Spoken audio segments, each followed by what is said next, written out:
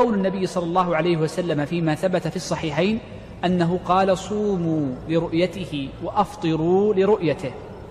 فأمر النبي صلى الله عليه وسلم بالصوم عند رؤية الهلال، أمر صلى الله عليه وسلم بالصوم عند رؤية الهلال. وتراء الهلال له 3 حالات. الحالة الأولى ترائيه بالعين المجردة، وهذه بلا إشكال أنها معتبرة ومعتد بها في دخول الشهر.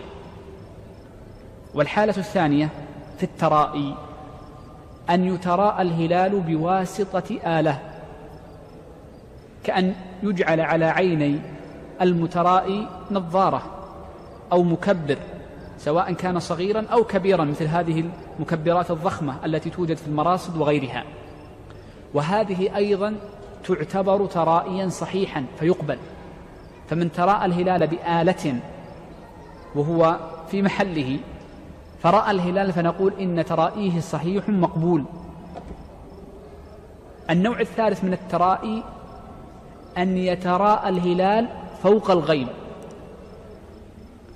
ولذلك صورتان، وإنما هي عند المعاصرين وليست عند الأوائل. الصورة الأولى أن يرسل الناس طائرة، ووجد هذا، أنا لا أقوله فرضا وإنما أتكلم عن أمر موجود، أن يرسل الناس طائرة لتكون فوق الغيم والقتر وتتراءى الهلال أرؤي أم لم يرى.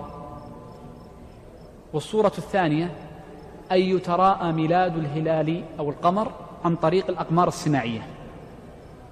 فهل هذان الأمران معتبران في دخول الشهر أم لا؟ نقول الظاهر من قواعد أهل العلم، وهو الذي عليه أهل العلم من مشايخنا، أن الأمر الأخير وهو الترائي بما يكون فوق الغيم عن طريق الطيارات أو عن طريق الأقمار الصناعية أنه لا يكون معتبرا.